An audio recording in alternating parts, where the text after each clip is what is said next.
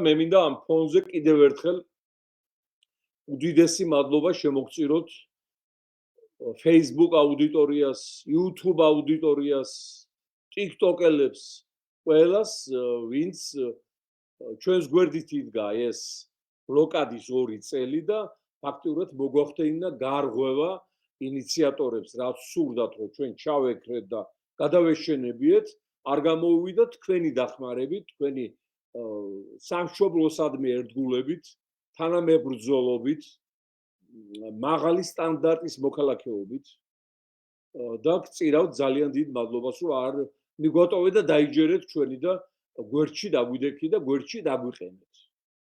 აი სწორედ ამან გამოიწვია ის, რომ ვისაც ეხებოდა ჩათვალა და სწორად, რომ აზრი არ აქვს ჩვენს დაბლოკვას, რადგან ხალხს ჩვენ ვერავინ და ვერაფერი ვერ მოგწყვიტავს.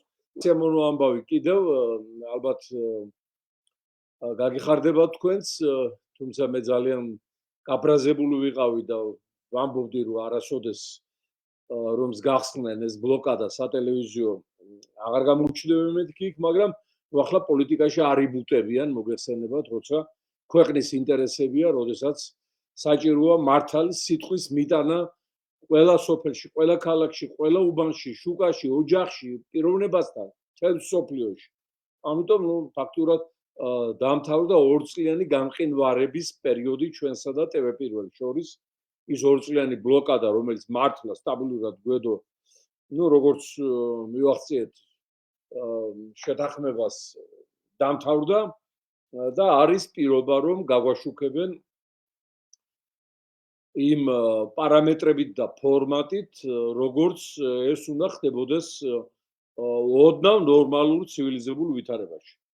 ეხლა მე გული მწყდება იმაზე კი არა, რომ ჩვენ არ გვაშუქებდნენ და მე არ ვჩანდი, თქვათ, ტელევიზიებში ეს წლები ქვეყნის გამო, იმ ზარალის გამო, რაც მიიღო ჩვენმა ხალხმა, რადგან ეხლა ამაში არავინ არ დაობს, თუ ვინმე რეჟიმს ანგრევს ქვეყნის შიგნით და ქვეყნის გარეთ მართალი სიტყვით, ეს პირველ რიგში არის ლეიბორისტული პარტია. დანარჩენები ან გვიბავენ მხარს, ან ვერ გვიბავენ, ან კვანძ გვიდებენ, ან საქმეს აფუჭებენ და თავდაყირ აყენებენ. ამიტომ ეს ბლოკადა, რა თქმა უნდა, უკვალოდ არ წავიდა და რეჟიმის გახანგრძლივებას ბევრად შეუწყო ხელი სამწუხაროდ და საუბედუროდ.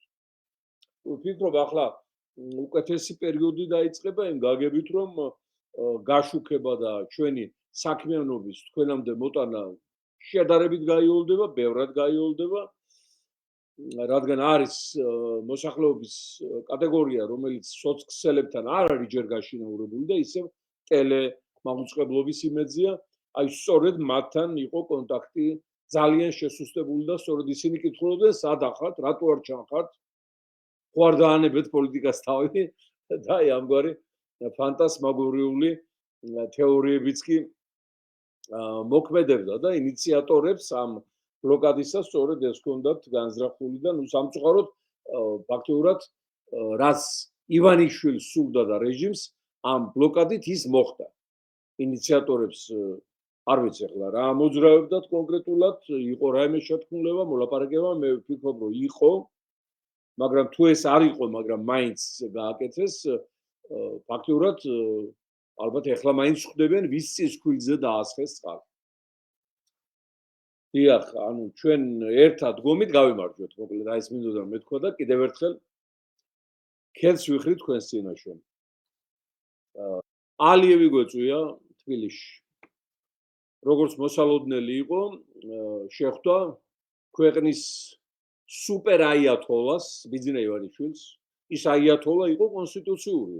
ირანში არის ძირითადი კანონი ისლამური სახელმწიფოს მოწყობის შესახებ, სადაც სულიერ ლიდერს, ანუ უმაღლეს აიათოლას კონსტიტუციით განსაზღვრული პრეროგატივები გააჩნდა და გააჩნია ახლა სანამ რეჟიმი შეიცვლება დეუ.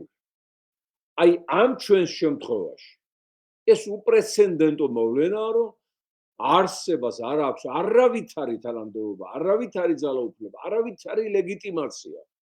არის ერთი კრიმინალი ოკუპანტისგან გამოგზავნილი ეროვნული მტერი და უცხოეთის დელეგაციათა ხელმძღვანელები უცხო სახელმწიფოს მეთაურები მიდიან მასთან სასახლეა თუ ბიზნეს ცენტრია და მთავარი საკითხები წყდება იქ. ბატონი ალიევი ამ საქმეში განსაკუთრებით დახელოვნებულია, რადგან მანამდე მისი ორი ვიზიტი აღინიშნა ივანიშვილთან ფარული შეხვედრით მუხრანში, აი სწორედ მაშინ გამახსენდა ისევ აღზრდექი 1000 წლის შემდეგ ჩასაფრებული სინჯავი არას. ყიფჩაღის პაემონი ლეონიძიდან. ხო, იქ მუხრანში შეხვდნენ და მოილაპარაკეს მილიარდიანი ტარიფების გადანაწილებაზე. შემდგომ იყო მეორე შეხვედრა კოჯორში, საიდუმლო ასევე ორიო, მხოლოდ ჩვენ გავახმაურეთ ეს სხვა ვერავინ. და მესამე შეხვედრაზე უკვე ჩათვალეს, რომ აზია რა დამალოს, რადგან მაინც გავიგებდით. ამიტომ დაფარულს გატეხელი ჯობიაო თუ როგორც არის ნათქვამი, აიღეს და საჯაროდ შეათანხმეს აუდიენცია აი ამ ჭორვილელი პარაზიტის ჭორვილ პუტინიჩის ახალ რეზიდენციაში, როგორც ხვდები, თაბორის მთაზე რომ ააშენა და რომ მიანგრ-მოანგრია ჩვენი უნებრივი საცავი, ბოტანიკური ბაღის ზევით და აქცია საკუთარ ეზოს ტუალეტად შეიძლება ითქვას. აი იქ დაიმართა ეს შეხვედრა, სადაც რა თქმა უნდა არ გაგიკვირდებათ და მილიარდიანი შემოსავლები გაიყოფა ამ ორ კრიმინალ ოჯახს შორის. და ეს შემოსავლები ახლა გაათმაგებულია მინიმუმ ორმუზის სრუტეში მიმდინარე საუბარი მოქმედებების გამო პრაქტიკულად დაიკეტა ტრანსპორტირებისათვის ენერგო რესურსები და მთელი მსოფლიო ფაქტურად არის დღეს საქართველოს იმედზე, რომელზეც გაივლის აი ეს შუა აზიური ნაწილობრივ რუსულიც შუა აზიის დოკუმენტაციით, აზერბაიჯანული, ჩინური ტვირთები, ენერგო რესურსები პირველ რიგში და რა თქმა უნდა გადასანაწილებელი გახდა ბაქო ჯეიღანი შაჰდენიზი გასცადენი მთავარი ნავთობსადენი ევროპისა და მსოფლიოში ბაქო სუფსა ასევე და კიდევ რკინიგზა საქართველოში და ბაქო ყარსის რკინიგზა რომელიც საქართველოზე გადის რომლებმაც უნდა გადაიტანონ მილიარდიანი ტვირთები უნდა გაადიდონ მოცულობა გადიდებულ მოცულობას ჭირდება ახალი ტარიფები მან 0.1 ადრეც მithქვეს არაერთხელ 0.1 ცენტი ცვლილებაც კი აი ამ ტარიფებში ასეულობით მილიონ დოლარ მოგებას ტოვებს. სულ მცირე ცვლილება და აქ სერიოზულ ცვლილებებზეა უკვე დღეს საუბარი. აი ამ თემებზე ეს ორი მაფიოზა ოჯახი, ორი დიქტატორი დღეს შეთანხმდება კეთილნაყოფიერად და შეიძლება ითქვას, რომ რეგიონში გვაქვს ახალი რეალობა, ყავს ორი დიქტატორი, ქართველ და აზერბაიჯანელ ხალხს, ჩაგვრელები, რომლებიც ითვისებენ ჩვენს ეროვნულ სიმდიდრეს, ამრუდებენ მომავალს ორი მოძმე ერისა და ხალხისა, რეჟიმები, რომლებიც ერთმანეთთან საერთო ენას ყოველთვის კრიმინალურ დონეზე პოულობენ, მაგრამ არ შეუძლიათ ელემენტარული სახელმწიფოებრივი საკითხების გადაწყვეტა, რაც უკავშირდება ორი ხალხის ურთიერთობას და დაკეტილი აქვთ 5 წელია საზღვარი სახმელეთო სტრატეგიულ პარტნიორებს.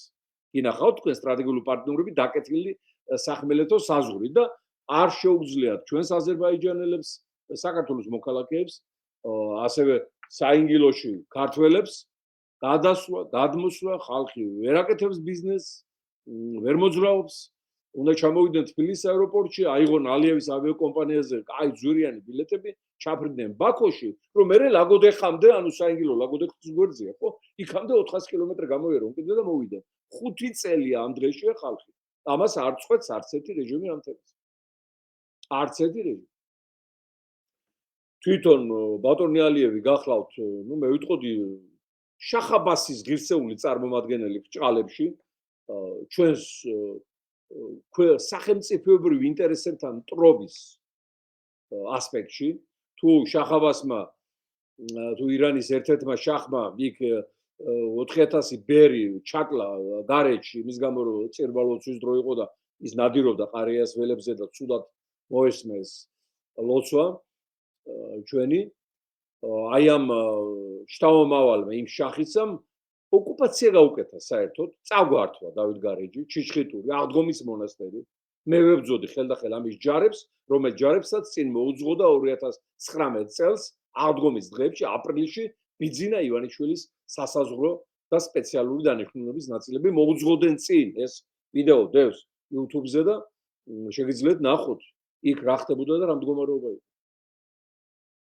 და შემდგომი მთელი ის ვითომ დავიბრუნოთ გარეჯი საქართველოს ეს ყველაფერი იყო ურცხვი არაქრისტიანული ანტიეროვნული პიარი რომელიც აი საზოგადოებრივი მძნებარების ჩაცხრობას სახავდა მიზნად და სინამდვილეში ბიძინა ივანიშვილმა გადასცა დაართვენება ოკუპირებისა სოფლიო ქრისტიანული ქართული კულტურის ძეგლისა როგორც არის დავით გარეჯი თავისი უზარმაზარი კომპლექსებით თავისი ქართულ მეფეთა უნიკალური პორტრეტებით იმდენი ნაოცი ნასანთლარი ადგილებით და საქართველოს ნამდვილი გულის ფეთქით ყველაფერი ეს წაიღო ხამალიევმა დღეს განლაგებული ამ სიმაღლეებზე მისი მესაზღვრეები რომლებსაც დაბლიდან ეხმარებიან ჩვენი მესაზღვრეები ვაი სირცხვილო ხოლო ყველაზე მაღალ წერტილს აი ამ ზოლზე არც მეტი არც ნაკლები დაარქვეს ილჰამ ალიევის პიკი აი დღეს ეს არის ივანიშვილის სტრატეგიული მოკავშირე ისი სტუმარი და მისი ბიზნეს პარტნიორი აი ეს არსება ასე ბატონი ალიევია სწორედ ის ფიგურა რომელიც დაუცხრომლად იბრძვის საქართველოს გეოპოლიტიკური ფუნქციის ჩამოსართმევად აბრეშუმის გზის პრეროგატივის გადასატანად ზანგეზურის დერეფანზე ამისათვის ის დარბის ვაშინგტონში ტრამპთან ამისათვის ის ხშირად აკეთებს ვიზიტებს ბრიუსელში ლონდონში ევროპის დედაქალაქებში ყველას არწმუნებს რომ საქართველოს ეს არის არასაიმედო მარშრუტი და ყველაზე ასე ვთქვათ სტაბილური მიმართულება გახლავთ თურმე ზანგეზური სადაც გაივლის მისი აზრით ევრაზიული ტვირთები ენერგომატარებლები სახმელეთო სარკინიგზო გადაზიდვები ყველაფერი სომხეთის ვიწრო ზოლი ირანის მიმდებარედ შემდგომ ნახიჩევანი და შემდგომ თურქეთის გავლით და ხმელთაშუა ზღვის პორტებით თურქეთის ხმელთაშუა ზღვის პორტი აი ამას გვიმზადებს ბიძინა ივანიშვილის ზმაკაცი და მეგობარი ამარა გაგვიკეთე ახლა ამის ზმაკაცი რა გვიძებს ხო ნუ სამწუხარო რეალობაა და რაც თავარია ნუ თავარი ახლა არ არის თავარი ეს ისა რაც მე ჩამოთვალე მაგრამ ყველაფერი იმის გამო რომ ვამხელ მე ბატონ ალიევსაც აი ასეთ უკეთურ ქართველი და აზერბაიჯანელი ხალხების წინააღმდეგ გატარებულ საქმიანობაში რეგულარულად მოდის ბაქოდან მათი საგარეო საქმეთა სამინისტროდან ნოტები აი ამათ საგარეო საქმეთა სამინისტროში ხალა ბოჭორიშვილია ხო ის კაცურა შეგრეჭილი ხო ნოტები ჩემი დაპატიმრების შესახებ ეროვნული შუღლის გაღვივების მოტივით თურმე ეს შუღლის გაღვივება აზერბაიჯანელებსა და ქართველ ხალხს შორის როცა ვამბობ რომ სალოცავებს უნდა უფრთხილდებოდეს როგორც საკუთარ სულს ისლამურ სალოცავებს ქრისტიანულ სალოცავებს არ უნდა წავართვათ ერთმანეთს ეს არის შუღლის გაღვივება თუ ის არის შუღლის გაღვივება რომ საზღვრის გახსნა მოითხოვო სახმელეთოსი რომლის საშუალებითაც ქართველები და აზერბაიჯანელები გადაადგილდებიან თავისუფლად მივლენ მოვლენ ერთმანეთთან წარმართავენ ბიზნესს და ისარგებლებენ ყველა სიკეთით თუ ის არის შუღლის გაღვივება როცა ვამბობ რომ ზანგეზური ვამბობ კი არა ვარწმუნებ პრეზიდენტ ტრამპსაც მის გარემოცვასაც და ევროპულ ელიტასაც რომ ზანგეზურის გზა ეს არის მახე ეს არის ფეიკი ის არ იქნება სტაბილური მიმართულება მასზე ტვირთების საქართველოსთან გადატანა პირველ რიგში საფრთხეს შეუქმნის თვითონ ევროპას და ატლანტიკურ სივრცეს რადგან იგი გადის მღელვარე ირანში სადაც როგორ დამთავრდება ეს პროცესები არავინ არ იცის შემდგომ მიემართება უკვე ქურთები დასახლებულ თურქების ტერიტორიაზე ეს ქურთები საუკუნეები იარაღით იბრძვიან აღარ არის საუბარი სომხების და აზერბაიჯანელების ასე უცბად შერიგებაზე ისიც მე ძალიან მეეჭვება და მერთმაქონას ენდვა შერიგდნენ აუცილებლად მაგრამ ეს ხანგრძლივი პროცესია ამიტომ საქართველოს ერთადერთი ალტერნატივა იმისა რომ სტაბილური კავშირი ევრაზიის კონტინენტზე ატლანტიკურ სამყაროსა და წყნარი ოკეანის ცივილიზაციის შორის წარიმართოს და რაც თავარი ეს არის ჩვენი სახელმწიფოებრივი არსებობის საფუძველი ეს აბრეშუმის გზა რომელიც საქართველოსზე გადის ამის გარეშე ჩვენ დამოუკიდებელი ქვეყანა არ ვიქნებით და ან დაგვინაწილებენ ან რომელიმე რაღაც ისტორიულ ეტაპზე რომელიმე მეზობელი იმპერია თუ არა იმპერია ჩაგხლაპავს რადგან ერის არსებობა არ არის საკმარისი სახელმწიფოებრიობისათვის იმერს უნდა გეოპოლიტიკური ფუნქციაც ჰქონდეს, მეგობრებო. აბა, მარტო ერის არსებობა და ენა და ისტორია რო იყოს საკმარისი, მაშინ 50 მილიონიან ქურთებს სახელმწიფო ექნებოდა დამოუკიდებელი. მაგრამ არა, ისინი გაყოფილი არიან 4-5 სახელმწიფოს შორის და იბრძვიან ჯერჯერობით უშედეგოდ. რაოდენობაზე და ეთნიკურობაზე რო იყოს სახელმწიფოს არსებობა დამოუკიდებელი, თამილები, აი სამხრეთ ინდოეთში მცხოვრები და ცოტა შრი-ლანკაშიც 70 მილიონია და დამოუკიდებელი სახელმწიფოებრიობა არ გააჩნიათ, იბრძვიან უშედეგოდ. ჩვენი დამოუკიდებელი სუვერენული სახელმწიფოებრიობის თავარი განმაპირობებელი გახლავთ გეოპოლიტიკური ფუნქცია, რომელიც არის სამყაროს 4-ვე კუთხის ერთმანეთთან დაკავშირებული. როდესაც ეს ფუნქცია მიაგჩნდა, ხო? საქართველოს ისტორიას დამთავრდა. ამას აკეთებს ალია. დიახ. აი ასეთი ვითარება და შედეგად დღეს გამოვაცხადეთ, რომ ვიწყებთ პრეზიდენტ დიქტატორ ალიევის და მისი გარემოცვის მიმართ საერთაშორისო სანქცირების პროცესს დავიწყებთ, ნახოთ ეს როგორ გაგრძელდება, რას მივახცევთ, მაგრამ არაფერი სასიამოვნო არ ელის ამ ბატონს ჩვენგან, თუნდაც იმის გათვალისწინებით, რა დაემართა ჩვენი დაწყებული სანქცირებით ბიძინა ივანიშვილის პირადად, რომელიც ახლა ფინია ძაღლივით წკმუტუნებს და ფეხებს ულოკავს იმ წრეებს, ვისაც მისი აზრით შეუძლია სანქციები მოუხსნას, მაგრამ მე არა ჩვენთან. აგი რამდენიმე დღის უკან ტრამპმა გაუხანგრძლივა ბაიდენის მიერ დადებული სანქციები ივანიშვილს და ეხლა ელოდებიან მოუთმენლად სახელმწიფო დეპარტამენტის კომისიას, რომელიც ჩამოვა თურმე და იტყვის, რომ დიდუ ეს რა დემოკრატიის მამა ყოფილა და რას ვერ ჩოდით, აგერ აყვავებული ქვეყანა, ფეხზე მდგარი ეკონომიკა, სოციალური კეთილდღეობა, პლურალისტული დემოკრატია, მრავალპარტიული სისტემა, თავისუფალი არჩევნები, კორუფციისგან გაწმენდილი სივრცე, ეს რა კაცბიჭი ყოლია ითქვია. ეხლა ეს გონია თავიანთი მოკლე ერთუჯრედიანი დაუნაუჭებელი ტვინის ნეირონული უჯრედები. და ის დელეგაცია რო ჩამოა, ასევე მეც მექნება იმედია მათთან შეხვედრა და რა თქმა უნდა ჩემასაც ვეტყვი. თუმცა ეხლავე მე შემიძლია ივანიშვილს და მის რეგვენ გარემოცვას, პაპუაშვილებს, ამ კობახიძეებს, არქოა, მარქოა, რა ვიცი, ვიღაცები გამოვიდა ახლები, იმიდან ბუჩქებიდან გამოვარდნილი მაჩვებივით, ვერ გაიგებ საიდან მოვიდნენ, როგორ შეყარეს პარლამენტში რა გზებით. პირდაპირ შემიძლია უთხრა, რომ არ გაწვალდეთ.